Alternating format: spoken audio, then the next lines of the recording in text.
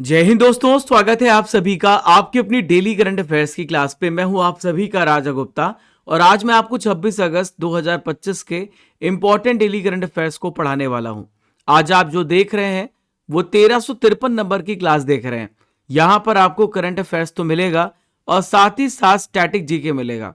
मैंने बहुत ही इंपॉर्टेंट और सिलेक्टिव क्वेश्चन यहाँ पे लिए हैं जो आपके हर एग्जाम में पूछे जाएंगे। अभी आपका रेलवे का पेपर है, एसएससी में पेपर है, बिहार में है, यूपी में है, एमपी में है, राजस्थान में है। भारत के हर स्टेट को और वनडे एग्जाम को दोनों को कवर करता है 26 अगस्त 2025 का डेली करंट अफेयर्स। तो फ्रेंड्स आइए देखते हैं आज का सबसे पहला इंपॉर्टेंट क्वेश्चन। पहले खेलो इंडिया वाटर स्पोर्ट्स फेस्टिवल 2025 की मेडल टैली में सबसे पहला स्थान किसका रहा है? यहां पर देखिए, who has been ranked in the medal tally of the first Khelo India water sport festival. तो फ्रेंड्स आपको याद रखना है, मध्य प्रदेश इसमें टॉप में था, एमपी यहां पे टॉप में था। अब हम जानते हैं खेलो इंडिया वाटर स्पोर्ट्स के बारे में, सारे इंपॉर्टेंट जो फैक्ट्स हैं उन सबको कवर करेंगे। तो देखिए ये जम्मू कश्मीर में हुआ, ये बात आपको ध्यान में रखना है।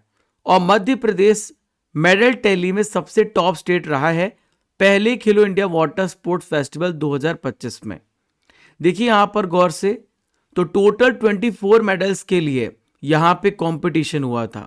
मध्य प्रदेश ने इसमें 18 मेडल जीते हैं, जिसमें से 10 गोल्ड हैं, 3 सिल्वर हैं और 5 यहां पे ब्रॉन्ज मेडल हैं। यहां पर देखिए आप फ्रेंड्स, मध्य प्रदेश ने खास तौर पे कयाकिंग और कैनोइंग में शानदार प्रदर्शन किया है और सभी 4 मेडल्स में जीते हैं। अगर आपसे पूछ लिया जाए कि दूसरा स्टेट कौन सा था, तो आप बताएंगे ओडिशा। ओडिशा के पास टोटल 10 मेडल थे और सेकेंड प्लेस पे था। और केरल के पास 7 मेडल थे और ये तीसरे स्थान पे रहा। देखिए बात कर लेते हैं यहाँ पे खेलो इंडिया वाटर स्पोर्ट फेस्टिवल की। तो खेलो इंडिया वाटर स्पोर्ट फेस्टिवल ये 21 अगस्त से लेके 23 अगस्त तक चला है। कहाँ पर हुआ है? जम्मू कश्मीर में। ये डल झील में ऑर्गेनाइज किया गया और इसका मस्कट तो आपसे डेफिनेटली पूछा जा सकता है। तो आप यहां पर देखिए इसका मस्कट क्या है, हिमालयी किंगफिशर। देखिए इसका जो मेन मोटो है वो है जम्मू कश्मीर के कल्चर और वहां के जो इकोसिस्टम है उसका यहाँ पे उत्सव मनाना।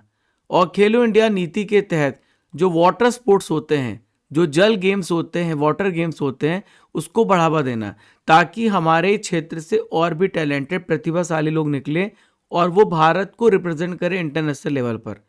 और इसे आयोजन कौन करता है? तो भारतीय खेल प्राधिकरण, जिसे हम कहते हैं स्पोर्ट्स अथॉरिटी ऑफ इंडिया, और जम्मू कश्मीर की खेल परिषद के द्वारा इसे ऑर्गेनाइज किया जाता है। देखिए यहाँ पे अगर हम बात करें कौन कौन से स्टेट यूटी ने पार्टिसिपेट किया है, तो टोटल 36 स्टेट और यूटी ने पार्टिसिपेट किया है। इसमें 400 से ज़्यादा खिलाड़ियों ने कंपटीशन में भाग लिया है। और इसमें स्पोर्ट्स कौन से होंगे? नौकायान, कैनोइंग, कयाकिंग, ये सारे गेम्स यहाँ पे ऑर्गेनाइज किए जा चुके हैं। देखिए फ्रेंड्स यहाँ पे मैं आपको बता देता हूँ 2025 में जो भी खेलो इंडिया गेम्स हुए हैं उसके बारे में भी हम यहाँ पे पढ़ लेते हैं। तो खेलो इंडिया यूथ गेम्स हुआ फ्रेंड्स कहाँ पर? बिहार में, और विजेता बना महाराष्ट्र। खेलो इंडिया विंटर गेम्स 2025 कहाँ पर हुआ? लेह और गुलमर्ग में, विजेता बना इंडियन आर्मी। खेलो इंडिया बीच गेम्स कहाँ पर हुए? घोघला बीच दीव में, और विजेता बना मणिपुर। खेलो इंडिया अगर आपसे पूछा जाए पैरा गेम्स कहाँ पर हुए? न्यू दिल्ली में, और विजेता कौन सा यहाँ पे राज्य बना है? हरियाणा। खेलो इंडिया यूनिवर्सिटी गेम्स 2025 ये कहाँ पर हुआ फ्रेंड्स? जयपुर राजस्थान में, और अभी यहाँ पर होने वाला है। और अभी यहाँ पर कंपटीशन का जो भी विनर बनेगा तो मैं आपको पूरा अपडेट दे दूंगा।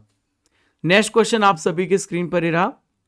चेतेश्वर पुजारा ने हाल ही में किस खेल से रिटायरमेंट लेने की घोषणा कर दी है? तो चेतेश्वर पुजारा ने क्रिकेट से रिटायरमेंट लेने की घोषणा करी है। तो फ्रेंड्स 37 ईयर्स की एज में इन्होंने भारतीय क्रिकेट के जितने भी फॉर्मेट है उससे इन्होंने रिटायरमेंट लेने की घोषणा करी है। 2010 में इन्होंने डेब्यू किया था। देखिए 2023 में ऑस्ट्रेलिया के खिलाफ वर्ल्ड टेस्ट चैंपियनशिप फाइनल में बहुत ही शानदार यहाँ पे प्रदर्शन भी रहा इनका अब तक का, और इन्होंने फाइनल मैच खेला था, उसके बाद से इन्हें मौका नहीं मिला। और फ्रेंड्स यहाँ पे 103 टेस्ट मैच खेले, 5 वनडे मैच खेले हैं और टेस्ट में इनका शानदार रिकॉर्ड रहा है। 7,195 यहाँ पे रन बनाए हैं और इनका एवरेज था 43.60, 19 सेंचुरी और यहाँ पे 35 50s मारे हैं। तो फ्रेंड्स मैं आपको बता रहा हूँ उन सभी प्लेयर्स के नाम जो हाल ही में यहाँ पे रिटायरमेंट ले चुके हैं। तो आंद्रे रसेल क्रिकेट से हैं और अंतर्राष्ट्रीय क्रिकेट से हैं और ये वेस्ट इंडीज़ के प्लेयर हैं। ललित उपाध्याय हॉकी के प्लेयर हैं, भारत की तरफ से ये खेलते थे। निकोलस पूरन क्रिकेट से इनका संबंध है, वेस्ट इंडीज़ के लिए खेलते थे। हेनरी क्लासन ये क्रिकेट से इनका संबंध है, साउथ अफ्रीका के लिए खेलते थे। पेपे रीना फुटबॉल के प्लेयर हैं, गोलकीपर हैं और स्पेन के लिए खेलते थे। विराट कोहली ने क्रिकेट से संन्यास ले लिया, भारत की तरफ से खेलते थे। रोहित शर्मा क्रिकेट से संबंधित हैं, भारत के लिए खेलते थे। वंदना कटारिया हॉकी से इनका संबंध है और भारत के लिए खेलती हैं। इन्होंने रिटायरमेंट लेने की घोषणा करी है। अगला प्रश्न आप सभी के स्क्रीन पर ही रहा। केंद्रीय औद्योगिक सुरक्षा बल सीआईएसएफ ने अपनी पहली पूर्ण महिला कमांडो इकाई किस राज्य में शुरू करी है? सेंट्रल इंडस्ट्रियल सिक्योरिटी फोर्स ने अभी अपना वुमेन कमांडो यूनिट यहां पे लॉन्च किया है, भारत के किस राज्य में? तो मध्य प्रदेश इसका राइट आंसर हो जाएगा। मध्य प्रदेश में इसे लॉन्च किया गया है। तो यहां पर friends central industrial security force किसकी रक्षा करती है? भारत के जितने भी महारत्न नवरत्न बड़े बड़े जो उद्योग होते हैं उसकी रक्षा करते हैं। इसके अलावा भारत के जितने भी धरोहर स्थल हैं, जो यूनेस्को साइट्स हैं, उनकी भी यहाँ पे रक्षा करते हैं। तो इसका मेन ऑब्जेक्टिव क्या है? लैंगिक समानता को बढ़ावा देना, जेंडर इक्वलिटी को प्रमोट करना। और एमपी में बरवाहा जगह है, वहाँ पर इसका रीजनल ट्रेनिंग सेंटर है, वहाँ पे यहाँ पर ये जगह है जहाँ पर ये सारा ट्रेनिंग दिया जाएगा इनको। फ्रेंड्स इसमें 30 ऐसे महिला कर्मी हैं जो इसके मेंबर हैं और इनका जो यहाँ पे ट्रेनिंग टाइम होगा वो 8 वीक्स होगा। इसमें फिटनेस, हथियारों का इस्तेमाल और इसके अलावा लाइव फायर अभ्यास, रैपलिंग और सर्वाइवल ड्रिल, ये सारा कुछ यहाँ पे ऑर्गेनाइज किया जाएगा। अब हम बात कर लेते हैं फ्रेंड्स यहाँ पे सीआईएसएफ के बारे में। तो सीआईएसएफ जो है 1969 10 मार्च को स्थापित हुआ है और इसका हेडक्वार्टर आपको न्यू दिल्ली में देखने को मिलेगा और रजविंदर सिंह भट्टी इसके प्रेजेंट में डीजी हैं। देखिए इसका मोटो क्या है? Protection and security. इसका मेन मोटो यही रहता है, मेन काम यही रहता है, जितने भी भारत में एटॉमिक प्लांट्स हैं, जितने भी यहाँ पे भारत में हवाई अड्डे हैं और जहाँ से तेल की रिफाइनरिंग होती है, यहाँ पर इलेक्ट्रिक प्लांट्स हैं, पावर प्लांट्स हैं, उन सभी की रक्षा करना। क्वेश्चन नंबर 4 आप सभी के स्क्रीन पर ही रहा। सौरभ गांगुली को SA20 2026 के लिए किस टीम का मुख्य कोच अपॉइंट किया गया है? तो फ्रेंड्स इसका राइट आंसर हो जाएगा प्रिटोरिया कैपिटल्स का इनको मेन कोच अपॉइंट किया गया है। तो सौरभ गांगुली SA20 2026 के लिए प्रिटोरिया कैपिटल्स के हेड कोच अपॉइंट किए गए हैं। तो ये किनके स्थान पर आए हैं? जोनाथन ट्रॉट की ये जगह लेंगे। और सौरभ गांगुली जो है बीसीसीआई के अध्यक्ष के रूप में भी काम कर चुके हैं। तो फ्रेंड्स प्रेजेंट में आईसीसी पुरुष क्रिकेट समिति के भी ये अध्यक्ष हैं। देखिए आईपीएल में इन्होंने दिल्ली कैपिटल्स के क्रिकेट के डायरेक्टर के रूप में भी काम किया है और 2019 में मेंटर के रूप में भी कार्य किया है। देखिए SA20 है क्या, वो भी मैं आपको समझा देता हूँ। SA20 का मतलब होता है साउथ अफ्रीका की एक प्रीमियम T20 क्रिकेट लीग और इसकी शुरुआत आपसे पूछी जाए तो आप बताएंगे जनवरी 2023 में इसकी शुरुआत हुई है और इसके आयोजक हैं क्रिकेट साउथ अफ्रीका यानी CSA। इसमें कौन कौन सी टीमें पार्टिसिपेट करते हैं? MI Cape Town, Joburg Super King, Pretoria Capitals, Durban Super Giants, Paarl Royals और सनराइजर्स ईस्टर्न कैप। देखिए हाल ही में बहुत सारे इंपॉर्टेंट कोचों की अपॉइंटमेंट हुई है, वो भी आपसे एग्जाम में पूछी जा सकती है। तो मैं आपको पूरा अपॉइंटमेंट बता रहा हूँ सभी हेड कोचेस के। तो भारतीय मेंस फुटबॉल टीम, तो इसके यहाँ पे रिसेंटली में दोस्तों कोच बनाए गए हैं खालिद जमील। नेक्स्ट है जूनियर मेंस हॉकी टीम के यहाँ पे कोच बनाए गए PR श्रीजेश। नेक्स्ट है टीम इंडिया के जो नए कोच हैं वो है गौतम गंभीर। राष्ट्रीय महिला हॉकी टीम के कोच हैं हरेंद्र सिंह। भारतीय महिला क्रिकेट टीम के कोच हैं अमूल मजूमदार और भारतीय पुरुष हॉकी टीम के कोच हैं क्रेग फुलटन। देखिए फ्रेंड्स, अगर आपको इस क्लास की पीडीएफ चाहिए तो आप स्टडी कर एप्लीकेशन को डाउनलोड कर लीजिए। स्टडी कर एप्लीकेशन आपको हमारे गूगल प्ले स्टोर में मिलेगा। आप गूगल प्ले स्टोर पर जा करके स्टडी कर एप्लीकेशन को डाउनलोड करिए और डेली करंट अफेयर्स में जा करके आप डेली की पीडीएफ को यहाँ पे पढ़ सकते हैं, डाउनलोड कर सकते हैं। आपको यहाँ पे टेस्ट सीरीज भी मिलेगा, तो टेस्ट सीरीज में आपको फ्री टेस्ट मिलेगा। कोर्सेस एंड पीडीएफ में अर्जुन जेस फाउंडेशन बैच को चेक करिएगा, जहाँ पर आपको बहुत सारे 11 सब्जेक्ट्स पढ़ने का मौका मिलेगा। 2024, 2025 12 महीने की अगर आपको इंग्लिश मीडियम, हिंदी मीडियम में करंट अफेयर्स की पीडीएफ चाहिए तो आपको मिल जाएगी। इसके अलावा फ्रेंड्स, अगर आप पहली बार आए हो तो चैनल को सब्सक्राइब कर दो, शेयर कर दो, लाइक कर दो, ताकि आपको रेगुलर इंपॉर्टेंट वीडियोस मिलते रहे। आप इस नंबर को सेव कर लीजिए। अगर आपको कोई भी हेल्प चाहिए स्टडी रिलेटेड तो आप इस नंबर पे कांटेक्ट कर सकते हैं। मैं और हमारी टीम आपकी हेल्प आउट करेंगे। नेक्स्ट है, अखिल भारतीय स्पीकर सम्मेलन 2025 का आयोजन किस विधानसभा में किया गया है? तो अखिल भारतीय स्पीकर सम्मेलन यानी ऑल इंडिया स्पीकर कॉन्फ्रेंस कहां पर हुआ है? दिल्ली विधानसभा में यह ऑर्गेनाइज किया गया। और यहां पर आप देख रहे हैं होम मिनिस्टर अमित शाह, तो दिल्ली विधानसभा में इन्होंने अखिल भारतीय स्पीकर सम्मेलन 2025 का उद्घाटन किया है। देखिए यहाँ पे जो पार्टिसिपेंट्स हैं वो देश के कई राज्यों के जो विधानसभा के स्पीकर हैं और विधान परिषद के जो अध्यक्ष हैं, यानी जहाँ पर भारत के 6 राज्यों में स्टेट, आपको बता दूं विधान परिषद है तो स्टेट लेजिस्लेटिव काउंसिल है, तो यहाँ पे उसके चेयरमैन और वाइस चेयरमैन दोनों यहाँ पे पार्टिसिपेट करेंगे। और इसके जो मुख्य आयोजक आप यहाँ पे तस्वीरों में देख रहे हैं, इनका नाम है विजेंद्र सिंह। अब देखिए बात यहाँ पे सम्मेलन की आई है, तो 2025 के जितने भी इंपॉर्टेंट कॉन्फ्रेंस हैं वो मैं आपको पढ़ा देता हूँ। तो वर्ल्ड इकोनॉमिक फोरम का जो सम्मेलन है ये दावोस स्विट्जरलैंड में हुआ। वर्ल्ड गवर्नमेंट समिट ये कहाँ पर हुआ है? दुबई यूएई में। ग्लोबल टेक्नोलॉजी समिट ये न्यू दिल्ली भारत में हुआ। वर्ल्ड सस्टेनेबल डेवलपमेंट समिट ये न्यू दिल्ली भारत में हुआ। G7 शिखर सम्मेलन ये कनाडा में हो चुका है। नाटो शिखर सम्मेलन फ्रेंड्स द हेग नीदरलैंड में हुआ।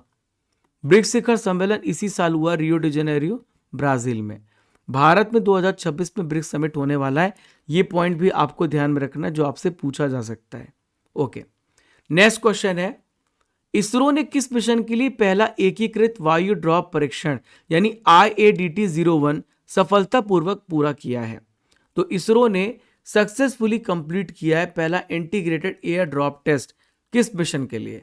तो इस मिशन का नाम है गगनयान मिशन। गगनयान मिशन को हम 2027 तक लॉन्च करने वाले हैं। तो यहाँ पर हम अपने एस्ट्रोनॉट को स्पेस में भेजेंगे स्टडी करने के लिए। तो आप यहाँ पर ये देख सकते हैं, तो इसरो ने गगनयान मिशन के लिए पहला इंटीग्रेटेड जो वायु ड्रॉप परीक्षण है वो सफलतापूर्वक पूरा किया है। देखिए ये एयर ड्रॉप टेस्ट है क्या?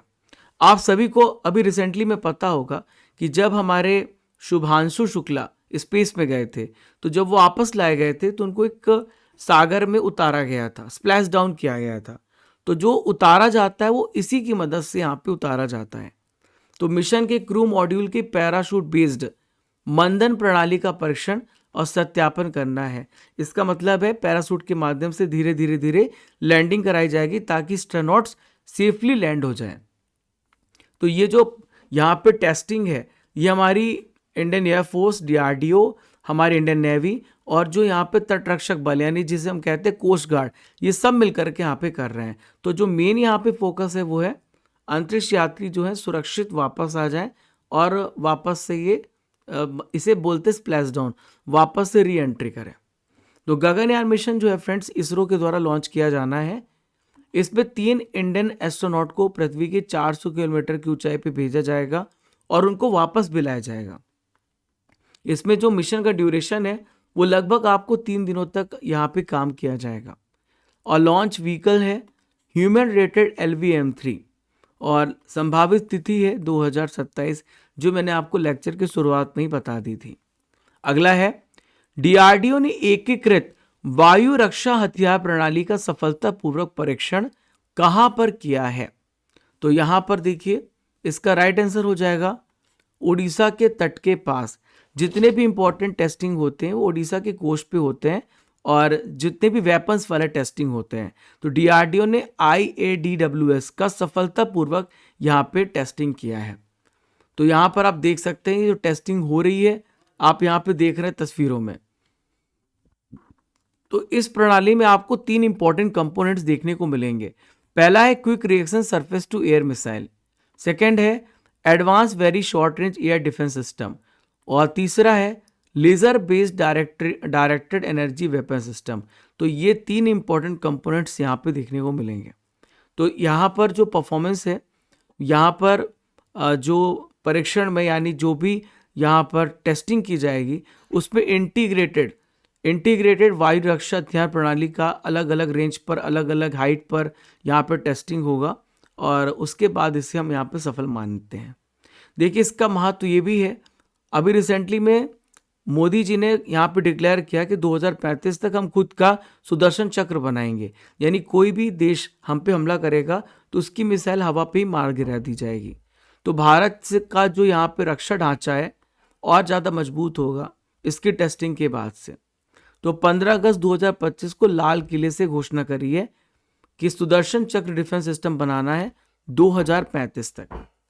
क्वेश्चन नंबर 8 आप सभी के स्क्रीन पर ही रहा। हाल ही में 68 नंबर के राष्ट्रमंडल संसदीय सम्मेलन 2025 में भारत को कौन रिप्रेजेंट करेंगे? तो भारत को रिप्रेजेंट कर रहे हैं भारत के लोकसभा स्पीकर ओम बिरला साहब, जो कि 17 और 18 दोनों लोकसभा के स्पीकर हैं। तो यहाँ पर 5 से लेकर 12 अक्टूबर के बीच में होने वाला है राष्ट्रमंडल संसदीय सम्मेलन, और ये कहाँ पर होगा? बारबाडोस ब्रिजटाउन में होगा। भारत की तरफ से ओम बिरला रिप्रेजेंट करेंगे, और यहाँ पे की नोट एड्रेस जो होगा जो कॉमनवेल्थ के ग्लोबल पार्टनर है उनके द्वारा। देखिए राष्ट्रमंडल के बारे में हम बात कर लेते हैं। तो 1949 में कॉमनवेल्थ की स्थापना हुई है और इसका हेडक्वार्टर लंदन यूके में है। प्रेजेंट में 56 इंडिपेंडेंट नेशन है और प्रेजेंट में 4 तृतीय इसके प्रमुख हैं। देखिए इसका जो मेन मोटो है वो है कॉमनवेल्थ कंट्रीज़ का, वो डेमोक्रेसी को प्रमोट करना है, ह्यूमन राइट्स को प्रमोट करना है, और जो कानून बनाए गए हैं उसका शासन चलना चाहिए। और प्रेजेंट में अभी रिसेंटली में दोस्तों इनकी अपॉइंटमेंट हुई है, ये भी आपको ध्यान में रखना है। इनका नाम है शर्ली बोचवे, जो कि घाना से बिलोंग करती हैं। अगला है मिस यूनिवर्स थाईलैंड 2025 का टाइटल हाल ही में किसने जीता है? तो मिस यूनिवर्स 2025 का टाइटल वीना प्रवीणर सिंह ने जीता है। तो यहाँ पर तस्वीर में आप वीना प्रवीणर सिंह को देख रहे हैं। ये भारतीय मूल की थाई नागरिक हैं। दोस्तों ये एक ऐसी विनर बनी है जिनकी शादी हो चुकी है और इनका डाइवोर्स भी हो चुका है। तो ये क्वेश्चन भी आपसे पूछा जा सकता है।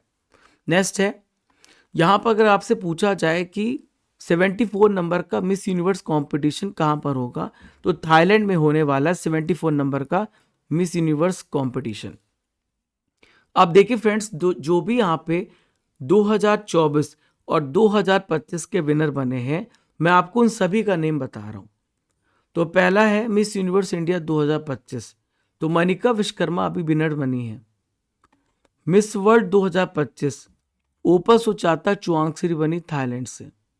मिस इंडिया यूएसए 2024 तो कैटलिन सेंड्रा बनी है। मिस यूनिवर्स 2024 विक्टोरिया केजर बनी डेनमार्क से। फेमिना मिस इंडिया 2024 निकिता पोरवाल बनी एमपी से। Miss charm India 2024 Shivangi Desai बनी है। अगला प्रश्न है, हाल ही में भारत के उपराष्ट्रीय सुरक्षा सलाहकार हाल ही में कौन बनाए गए हैं? तो भारत के डिप्टी नेशनल सिक्योरिटी एडवाइजर कौन बनाए गए आपको बताना है। तो इसका राइट आंसर हो जाएगा अनीश दयाल सिंह को यहाँ पे ये इंपॉर्टेंट पद मिला है डिप्टी नेशनल सिक्योरिटी एडवाइजर का। देखिए यहाँ पे ऑप्शन में लिखा है अजीत डोभाल, तो ये चीफ नेशनल सिक्योरिटी एडवाइजर हैं। RS भट्टी जो है सेंट्रल इंडस्ट्रियल सिक्योरिटी फोर्स के डीजी हैं। विक्रम मिश्री कौन है? तो ये विदेश सचिव है, फॉरेन सेक्रेटरी हैं विक्रम मिश्री। तो फ्रेंड्स उपराष्ट्रीय सुरक्षा सलाहकार बने हैं, इनका नाम है अनीस दयाल सिंह। तो इनका मेन जो रेस्पॉन्सिबिलिटी दिया गया है वो है देश की आंतरिक सुरक्षा को बरकरार रखना और अपनी हमेशा से यहाँ पे स्ट्रेटेजिक जो प्लानिंग है उसको आगे लेके जाना। देखिए अनीस दयाल सिंह यहाँ पर बात करें तो सीआरपीएफ आईटीबीपी के भी डीजी रह चुके हैं, मैंने आपको पढ़ाया भी था। तो अनीस दयाल सिंह के अलावा राजिंदर खन्ना, टीवी रविचंद्रन, पवन कपूर, इन सभी को डिप्टी नेशनल सिक्योरिटी एडवाइजर बनाया गया है, जो देश की सुरक्षा के बारे में हमें राय देंगे, मशवरा देंगे। देखिए प्रेजेंट में अगर बात किया जाए तो राष्ट्रीय सुरक्षा सलाहकार अजीत डोभाल जी, जिसके बारे में मैंने आपको बताया है, इनका मेन जो वर्क होता है वो प्राइम मिनिस्टर को नेशनल और इंटरनेशनल सिक्योरिटी मैटर्स पे सलाह देना। देखिए अभी रिसेंटली में बहुत सारी अपॉइंटमेंट हुई है, सेक्रेटरी सलाहकार बनाए गए, उन सभी को पढ़ लेते हैं। तो कैबिनेट सेक्रेटरी बने टीवी सोमनाथन, यहाँ पे प्रिंसिपल सेक्रेटरी बने प्राइम मिनिस्टर मोदी जी के प्रमोद कुमार मिश्रा। प्राइम मिनिस्टर मोदी जी के प्रिंसिपल सेक्रेटरी नंबर 2 हैं शक्तिकांत दास, पहले आरबीआई के गवर्नर थे। अभी यहाँ पे संजय मल्होत्रा, आपसे पूछा जाए तो बताएंगे आरबीआई के प्रेजेंट में यहाँ पे चेयरमैन है। नेक्स्ट है यहाँ पे प्राइम मिनिस्टर के प्राइवेट सेक्रेटरी बनाए गए निधि तिवारी। विदेश सचिव बने विक्रम मिश्री 35 नंबर के। होम सेक्रेटरी बने गोविंद मोहन और फाइनेंस सेक्रेटरी बने अजय सेठ और डिफेंस सेक्रेटरी बने हैं राजेश कुमार सिंह। क्वेश्चन नंबर 11 आप सभी के स्क्रीन पर ये रहा। ऐश्वर्य प्रताप सिंह तोमर ने 16 नंबर के एशियाई शूटिंग चैंपियनशिप 2025 में कौन सा मेडल जीता है? तो ऐश्वर्य प्रताप सिंह तोमर का रिलेशन शूटिंग से है और इन्होंने स्वर्ण पदक दिलाया है। ठीक है, तो ये जो कंपटीशन था वो शिमकेंट कजाकिस्तान में हुआ। तो ऐश्वर्य प्रताप सिंह तोमर ने पुरुषों की 50 मीटर राइफल 3 पोजीशन कंपटीशन में गोल्ड मेडल जीता है। तो फ्रेंड्स इस कंपटीशन में जो पुरुष टीम इवेंट था यहाँ पर रजत पदक भी जीता है, जिसमें ऐश्वर्य प्रताप सिंह तोमर, चेन सिंह और अखिल शेरोन भी इसमें शामिल हैं। आज का आखिरी इंपॉर्टेंट करंट अफेयर जो आप सभी की स्क्रीन पर दिख रहा है वो ये रहा। एडीआर यानी एसोसिएशन फॉर डेमोक्रेटिक रिफॉर्म्स की रिपोर्ट के अनुसार देश का सबसे अमीर चीफ मिनिस्टर हाल ही में कौन बना है? तो देश के सबसे अमीर चीफ मिनिस्टर बने हैं चंद्रबाबू नायडू। ये पहले भी सबसे अमीर चीफ मिनिस्टर थे और अभी रिसेंटली में एडीआर ने रिपोर्ट को पेश किया है और देश का सबसे रिचेस्ट चीफ मिनिस्टर इन्होंने बनाया है। तो फ्रेंड्स यहाँ पर चंद्रबाबू नायडू की तस्वीर आप देख रहे हैं, इनके पास 931 करोड़ रुपए से ज़्यादा की प्रॉपर्टी है और देश के जो 30 चीफ मिनिस्टर हैं उनके पास जितनी भी प्रॉपर्टी है तो ये है 1632 करोड़ रुपए और इसका 57% हिस्सा चंद्रबाबू नायडू के पास है। तो यहाँ पे हम बात करें सबसे टॉप प्लेस पे चंद्रबाबू नायडू हैं, सेकेंड प्लेस पे यहाँ पे पेमा खांडू है अरुणाचल प्रदेश के, तीसरे स्थान पे सिद्धारमैया कर्नाटक से हैं, चौथे स्थान पे नेफ्यू रियो नागालैंड से हैं और 5वें स्थान पे मोहन यादव है मध्य प्रदेश से। सबसे गरीब चीफ मिनिस्टर यहाँ पे ममता बनर्जी हैं और उमर अब्दुल्ला सेकंड, पिनराई विजयन थर्ड, भजन लाल शर्मा फोर्थ और आखिरी स्थान है योगी आदित्यनाथ जी का। फ्रेंड्स आपने 12 इंपॉर्टेंट करंट अफेयर्स को बहुत ही बेहतरीन तरीके से पढ़ा है। अब बारी यहाँ पे ट्रिपल आर की है जहाँ पे पुराने महीनों के करंट अफेयर्स का हम रिवीजन करेंगे। तो जुलाई महीने 2025 के जो भी करंट अफेयर्स रहे हैं उसे हम यहाँ पे पढ़ेंगे। इग्नू की पहली महिला कुलपति कौन है? तो इनका नाम है उमा कांजी लाल। जेपी बिरला मेमोरियल पुरस्कार 2025 किसे मिला है? तो ये इसरो के 11वें अध्यक्ष वी नारायण को। ULPGM-3 मिसाइल परीक्षण का निम्न में से किस एजेंसी ने किया है? तो डीआरडीओ ने इसकी टेस्टिंग करी है। हाल ही में पीएम मोदी किस देश की स्वतंत्रता दिवस समारोह के चीफ गेस्ट बने हैं? तो ये मालदीव में चीफ गेस्ट बने थे। बैडमिंटन एशिया जूनियर चैंपियनशिप 2025 में तन्वी शर्मा और वेनेला कालगोटला ने कौन सा मेडल जीता है? तो इन्होंने यहाँ पे गोल्ड मेडल जीता है। देखिए फ्रेंड्स जो करंट अफेयर्स कल आप सभी ने पढ़े थे 25 अगस्त के, वो सारे करंट अफेयर्स मैं यहाँ पे आपका रिवीजन करा रहा हूँ। तो देखते हैं आप कितने प्रश्नों को सही कर पाते हैं। डूरंड कप 2025 का विजेता हाल ही में कौन बना है? तो नॉर्थ ईस्ट यूनाइटेड FC बना है। वर्ल्ड कॉम्पिटिटिवनेस रैंकिंग 2025 में भारत का पोजीशन क्या है? तो भारत 41 प्लेस पर है। WHO ने नेपाल को किस बीमारी से मुक्त घोषित किया है? तो WHO ने नेपाल को डिक्लेयर किया है रूबेला फ्री। इसरो का टारगेट किस साल तक भारतीय अंतरिक्ष स्टेशन का पहला मॉड्यूल लॉन्च करना है? 2028 तक पहला मॉड्यूल लॉन्च किया जाएगा। यूपी का पहला ग्रीन हाइड्रोजन प्लांट किस शहर में स्थापित किया गया है? गोरखपुर में।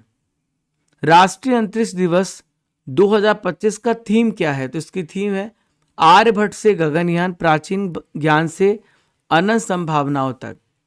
बिहार के ओटा सिमरिया गंगा पुल का उद्घाटन किसने किया है? तो इसका उद्घाटन नरेंद्र मोदी जी ने किया है। भारत का पहला पूर्णतः डिजिटल साक्षर राज्य कौन सा है? तो डिजिटल लिटरेट स्टेट केरल है। सूर्य नाम का एआई मॉडल को किस संगठन ने यहाँ पे विकसित किया है? तो इसे नासा और आईबीएम ने मिलकर के डेवलप किया है। सर्जियो गोर किस देश के भारत में राजदूत बने हैं? तो अमेरिका के हैं ये, और भारत में राजदूत बनाए गए। भारत के एडवांस मीडियम कॉम्बैट एयरक्राफ्ट के लिए जेट इंजन डेवलप करने के लिए भारत ने किस देश की कंपनी के साथ पार्टनरशिप करी है? तो फ्रेंड्स, फ्रांस देश के साथ यहाँ पे समझौता हुआ है। भारतीय मुक्केबाजी महासंघ के अध्यक्ष के रूप में हाल ही में लगातार तीसरी बार कौन चुने गए हैं? तो इनका नाम है अजय सिंह। देखिए फ्रेंड्स, अब हम यहाँ पे ल्यूसेंट जीके में पीवाईक्यू को डिस्कस करेंगे, जो प्रश्न आपके एग्जाम में आ चुके हैं। पुस्तक द लाइफ डिवाइन किसके द्वारा लिखी गई है? तो श्री अरविंदो के द्वारा लिखी गई है। इनमें से कौन सी किताब बी.आर. अम्बेडकर के द्वारा लिखी गई है? तो इसका क्या नाम है? ये है अनाइलेशन ऑफ कास्ट। इनमें से कौन सी कविता सरोजनी नायडू के द्वारा लिखी गई है? तो यहाँ पर ये जो कविता लिखी गई है वो है आपका द बनियान ट्री। क्या नाम है? The banyan tree. दोस्तों, आपके लिए सवाल है, पहले खेलो इंडिया वाटर स्पोर्ट्स फेस्टिवल 2025 की मेडल टैली में पहले स्थान पे कौन रहा? इस प्रश्न का उत्तर आपको कमेंट बॉक्स पे देना है। आपको यहाँ पे एक तस्वीर दिख रही है, आपको पहचान करना है ये तस्वीर किस व्यक्ति की है। दोस्तों, रेनी सीजन पे यहाँ पे ऑफर्स की बौछार है और 11 विषय अर्जुन जीएस फाउंडेशन बैच में मैं आपको पढ़ा रहा हूँ केवल 599 में। आपको कूपन कोड यूज करना रेनी 400 और 3 साल की वैलिडिटी के लिए आपको ये बैच मिल जाएगा। आपको recorded video, topic wise test, live class, ये सब कुछ फैसिलिटी मिलेगी केवल 599 में।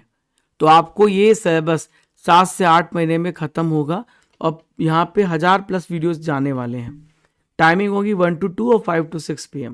आपको एप्लीकेशन डाउनलोड करना है और डाउनलोड करने के बाद यहाँ पर आप आएंगे तो यहाँ पर लिखा हुआ है कोर्सेस एंड PDF।